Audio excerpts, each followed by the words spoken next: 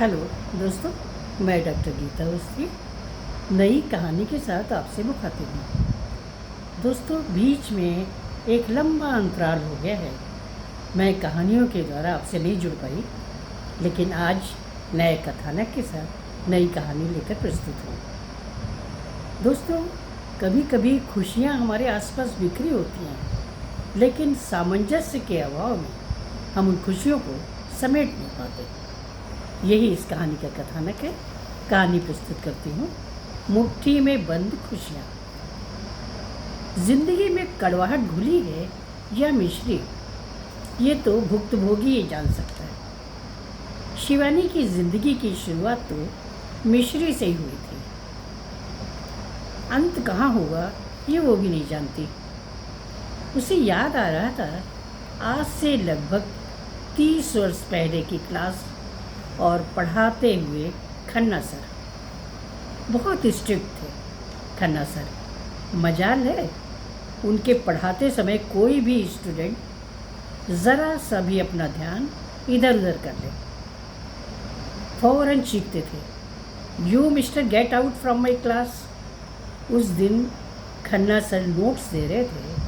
हम लोगों की 12वीं क्लास यानी बोर्ड परीक्षा थी। रमन मेरे पीछे की बेंच पर बैठा करता था। वो अपने बगल में बैठी रविता से धीरे धीरे बात करता रहता था। मुझे गुस्सा आता था कि मेरे पीछे बैठकर बात करता है। खन्ना सर समझेंगे कि आवाज़ मेरी बेंच से आ रही है, डांट मुझे पड़ेगी। एक दिन हुआ भी ऐसा ही।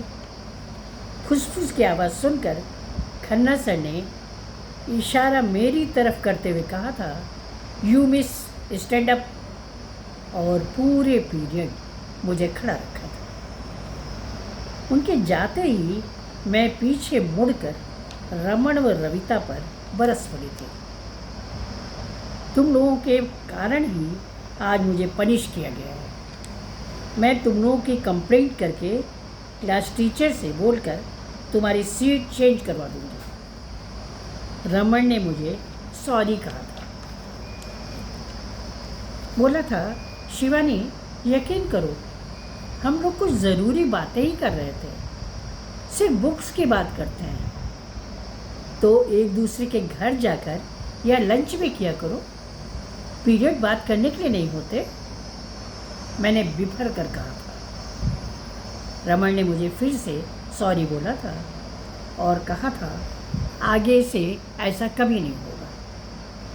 इस घटना के बाद हम लोग कॉलेज में जब कभी भी मिलते थे तो रमन हमेशा मुझसे कहता था कि लगता है कि आपने अभी तक मुझे माफ़ नहीं किया। पहले तो मैं कह देती थी कि नहीं, ऐसा नहीं है, पर बाद में मैं कतरा कर निकल जाने लगी थी। असल में मैं उसके इस सवाल से ऊब गई थी। समय गुजरने लगा था। वार्षिक परीक्षाएं पास आ गई थी। क्लास में हवा उड़ी थी कि रमन ने बहुत अच्छा गेस्ट पेपर सेट किया है हर सब्जेक्ट का। उसमें से 90% प्रश्न तो आने ही हैं।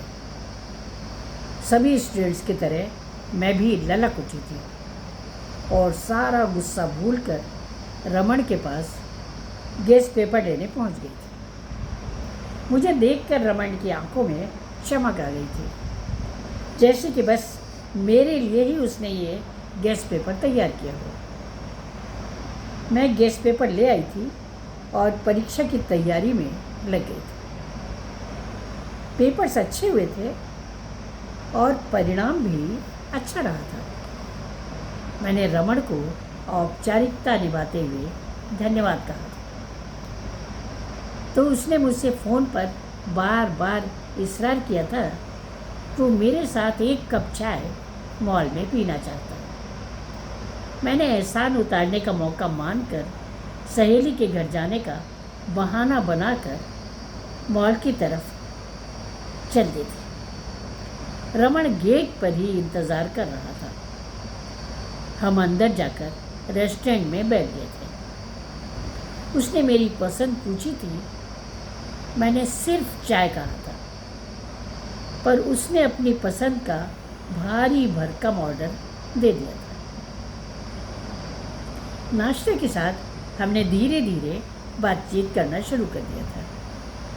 अचानक रमन ने कहा था, अगर मैं भविष्य में कामयाब हो गया तो क्या तुम मेरी जीवन संगिनी बनना पसंद करोगी? मैं हतप्रभ थी, मुझे जवाब नहीं सूझ रहा था। रमन ने फिर अपना सवाल दोहराया था, शिवानी, तुम्हारे पास चॉइस है। अगर तुम्हें मेरा पद व हैसियत पसंद ना आए तो तुम मुझे नकार सकती हो।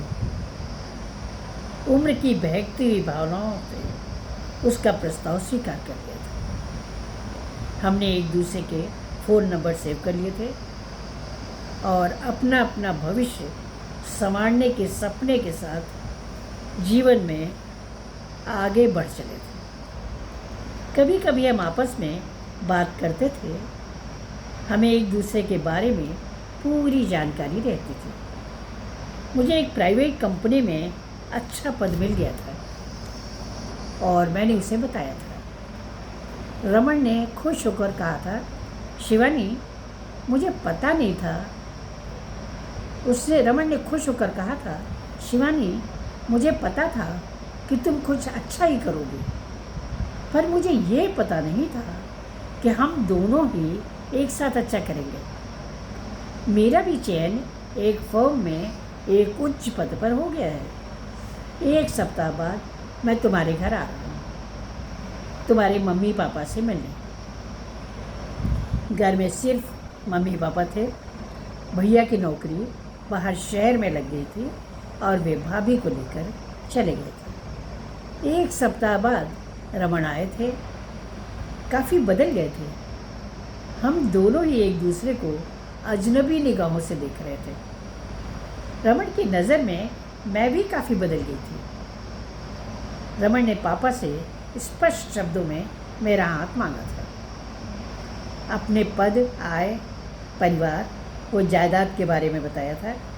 ये भी बताया था कि हम साथ साथ पढ़ते रहे। पापा को कोई आपत्ति नहीं थी।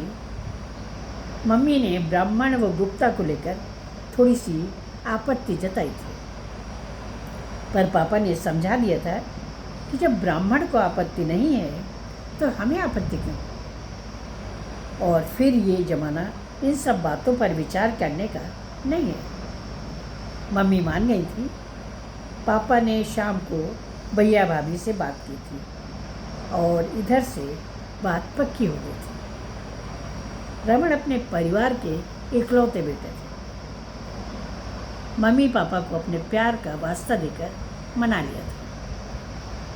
1 माह बाद हम दोनों की शादी यथासंभव धूमधाम से हो गई थी। शिवानी ने अपना ट्रांसफ़र भी बेंगलोर की ब्रांच में रमन के पास ही करा लिया था। रमन के मम्मी पापा भी रमन के पास ही रहते थे। रमन ने शादी के पहले ही बता दिया था कि वो उनकी अकेली संतान है और वो उन्हें छोड़ नहीं सकता कभी। मुझे उस पर कोई एतराज़ नहीं था। दोनों की शादीशुदा ज़िंदगी खुशियों के बीच झूम रही थी। शिवानी सवेरे जल्दी उठने की कोशिश करती थी। उठकर चाय बनाकर सबको देती थी। वो स्वयं पीती थी, फिर नहाने चली जाती थी ताकि किचन के काम में सासू माँ की हेल्प कर सकें। बिना नहाए किचन में काम करना सासू माँ पसंद नहीं करती थी। सुबह उसका व रमन का टिफ़िन, सास ससुर का खाना और ब्रेकफास्ट सब कुछ तैयार करके रखना होता था। इस उम्र में भी सासू माँ सब कुछ संभाले हुए थी। एक हेल्पर रखी हुई थी, पर वो देर सवेर आकर बस रोटी सेक देती थी। उस पर उसकी छुट्टियाँ लग रहती थी। शिवानी को रमन के घर के तौर तरीके समझने में, पसंद नापसंद जानने में थोड़ा वक्त लग रहा था। सासू माँ का चेहरा देखकर ऐसा लगता था कि वो उसके काम करने के तरीके से संतुष्ट नहीं है।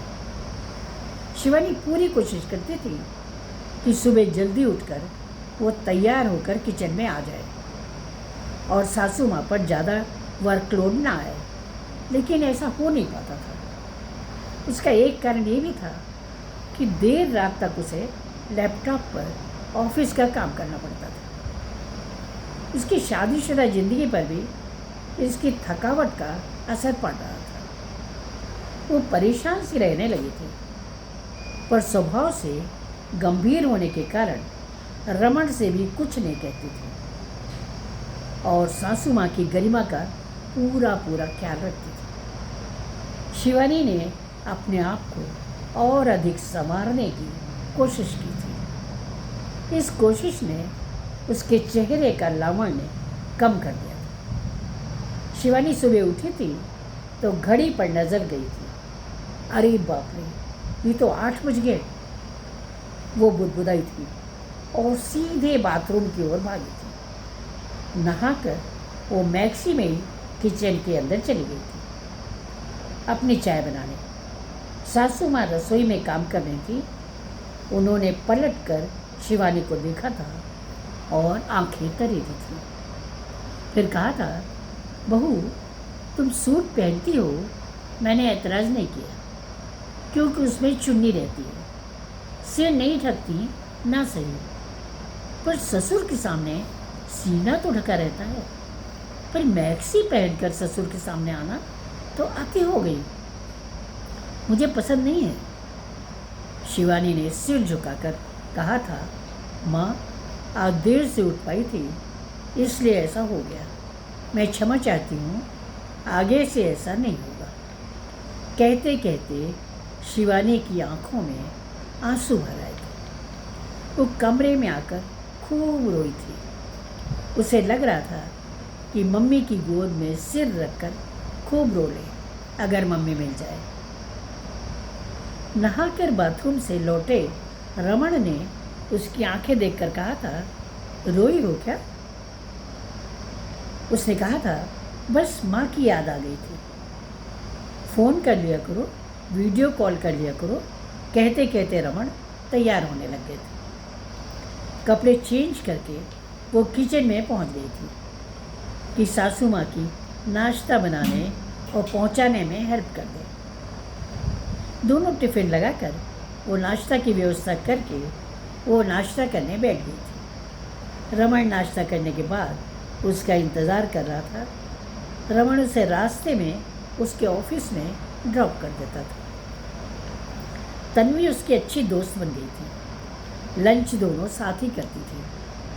तन्वी के टोकने पर उसने बताया था सुबह जो कुछ हुआ था। शिवानी ने ये भी कहा था कि वो नहीं चाहती है कि माँ बेटे के बीच कोई तल्खी पैदा हो। तन्वी ने कहा था, देख शिवानी, गलत तेरी सासू माँ भी नहीं है। रमन उनका इकलौता बेटा है और तुम इकलौती बहू। उनकी उम्र भी ढल रही है, शरीर आराम मांग रहा है, फिर भी वो घर के काम करती हैं। तुम हाथ बटाने की कोशिश करती हो, पर दारो मदार तो सासू माँ पर ही रहता है ना। एक सच ये भी है कि तुम नौकरी करती हो और सुबह शाम किचन में हाथ बटाती हो। रही बात ड्रेस वगैरह की, तो वे पुराने ख्यालात की है और अभी अपने आप को बदल नहीं पाई हैं। शिवानी ने पूछा था, तो मैं क्या करूं? तन्वी ने कहा था, फिलहाल तो ड्रेस वगैरह का ख्याल रखो और किसी एक वक्त की पूरी जिम्मेदारी अपने पर ले लो, ताकि सासू माँ कम से कम एक वक्त आराम महसूस कर सकें और जिम्मेदारी मुक्त महसूस कर सकें। लेकिन कब संभालूं? सुबह तैयार होने की और नाश्ता खाना में सहयोग की जल्दी, और शाम को इतना थक जाती हूँ। अब प्यार में त्याग तो करना ही पड़ेगा, कहकर तन्वी हंस पड़ी थी। शिवानी का मन थोड़ा हल्का हो गया था। बीच में रमन का फ़ोन आया था तो उसने बड़े प्यार से जवाब दिया था। ऑफिस का काम उसने बड़े मनोयोग से किया था और फिर चाय पीते पीते घर के लिए प्लान बनाने लगी थी। वो शाम को घर जाकर कुनकुने पानी से नहा लिया करेगी ताकि हल्कापन महसूस हो और वो सासू माँ का काम हल्का भी कर सके। सुबह अलार्म लगाकर जल्दी उठा करेगी ताकि सुबह का पूरा काम वो स्वयं ही कर सके। रोटी सेकने के लिए हेल्पर है ही, करेगी तो सब हो जाएगा। शाम को रमन बाहर उसे लेने गया था। उसने मुंह हाथ धोकर सबके लिए चाय बनाई थी। वो साथ में एक प्लेट में निमकी लाकर रख दिया था। उसने सबसे साथ में चाय पीने का इसरार किया था। सासू माँ शिवानी के इस बदले रूप से अचंभित थी कि सुबह ही तो उन्होंने उसे बुरा भला कहा था। रमन के व्यवहार में भी कोई परिवर्तन नहीं था। सबने साथ में चाय पी थी। शिवानी नहाने चली गई थी। नहाने के बाद उसने एक ऊर्जा अपने अंदर महसूस की थी। शाम के खाने की तैयारी के लिए शिवानी ने सासू माँ से पूछा था कि सब्जी क्या बनेगी। उन्होंने कहा था कटहल बड़े जतन से काटा हुआ बनाया जाता है, बनेगा तुमसे? शिवानी ने कहा था माँ जी कोशिश करती हूँ, अच्छा नहीं बना तो अगली बार आपसे सीखूंगे। सासू माँ चुप हो गई थी। शिवानी ने सब्जी व चावल बना दिए थे। रोटी वाले ने आकर रोटी सेक दी थी। डाइनिंग टेबल पर सभी ने एक साथ कटहल की सब्जी की तारीफ की थी। डाइनिंग टेबल पर सभी ने एक स्वर से कटहल की सब्जी की तारीफ की थी, यहाँ तक कि सासू माँ ने भी। शिवानी का चेहरा खुशी से चमक उठा था। थोड़ी देर आराम करके उसने ऑफिस का काम भी लैपटॉप पर निपटा लिया था और फिर रमन की बाहों में सो गई थी। वो खुश थी कि उसने देर से ही सही लेकिन समस्या का हल खोजने की कोशिश की। सवेरे वो अलार्म लगाकर 5 बजे उठ गई थी। जब पढ़ती थी तभी तो सवेरे उठकर पढ़ा करते थे। पापा हमेशा सवेरे उठा दिया करते थे, कहते थे सुबह का पढ़ा जल्दी याद होता है। रमन ने कारण पूछा था तो उसने कहा था तैयार होने में आसानी होती है। सुबह नहाकर वो किचन में पहुंच गई थी। सबको चाय बनाकर दे दी थी। फिर माँ जी से पूछा था कि खाने में क्या बनेगा। उन्होंने शिवानी का चेहरा देखा था, फिर कहा था दाल चावल वो बरबटी की सब्जी। शिवानी ने नाश्ते के बारे में पूछा था तो उन्होंने कहा था तुम्हें आलू के पराठे पसंद है ना, वही बना लो। शिवानी के चेहरे पर मुस्कुराहट आ गई थी। सासू माँ के चेहरे में उसे अपनी माँ का चेहरा नजर आने लगा था। उसने समय पर सब कुछ बना लिया था। रोटी वाली ने आकर रोटी सेक दी थी। उसने टिफ़िन पैक कर लिया था और नाश्ता निपटा कर तैयार हो गई थी। उसने देखा था कि वो वक्त पर ही तैयार हो गई थी। बेकार ही वो डरती आ रही थी। लंच करते समय उसने तन्वी को थैंक यू कहा था। उसने मुस्कुरा दी थी तन्वी। शाम को वो घर पहुंची थी तो माँ जी ने सब्जी काट कर रखी थी। उसने कहा था मैं कर लेती, आप मुझे मौका तो दीजिए। उन्होंने कहा था थक कर आई हो, थोड़ा आराम करो, फिर किचन में जाना। शिवानी ने शावर लिया था और रसोई में पहुंच गई थी। वो अपने मन को समझाती जा रही थी कि वो अगर रमन के साथ अकेली रहती होती तो भी तो ये सारा काम करती। अगर सासू माँ ने कुछ कह दिया तो मम्मी भी तो डांटा करती थी। रात को डिनर लगाने के बाद जब वो सासू माँ को बुलाने गई तो देखा कि वे कराह रही थी। माथा छूकर देखा तो तेज़ बुखार था। उसने बर्फ़ के पानी की पट्टियाँ उनके माथे पर रखना शुरू कर दिया था। बहुत देर बाद बुखार 100 डिग्री तक आया था। उसने सासू माँ के लिए थोड़ी सी खिचड़ी बना दी थी और बाद में दूध दे दिया था। रमन उस ससुर जी को खाना खिला दिया था। सवेरे उसने रमन के हाथ ऑफिस छुट्टी के लिए एप्लीकेशन भिजवा दी थी और पूरा काम संभाल लिया था। सासू माँ को सामान्य होने में 1 सप्ताह लग गया था। इस बीच सासू माँ की आंखों में शिवानी ने अपने लिए ममत्व देखा था। 1 सप्ताह बाद सासू माँ एक शाम रमन से कह रही थी, तू तो हीरा चुन कर लाया है। रमन ने रात को उससे पूछा था कि ऐसा क्या किया तुमने कि तुम हीरा बन गई। शिवानी ने सब बताया था तो रमन ने कहा था, तुमने सब कुछ हैंडल कर लिया और मुझे पता तक नहीं चला। शिवानी ने हंसकर कहा था, खुशियाँ तो मुट्ठी में बंद होती है, बस मुट्ठी खोलनी पड़ती है। दोनों हंसने लगे थे। नमस्कार।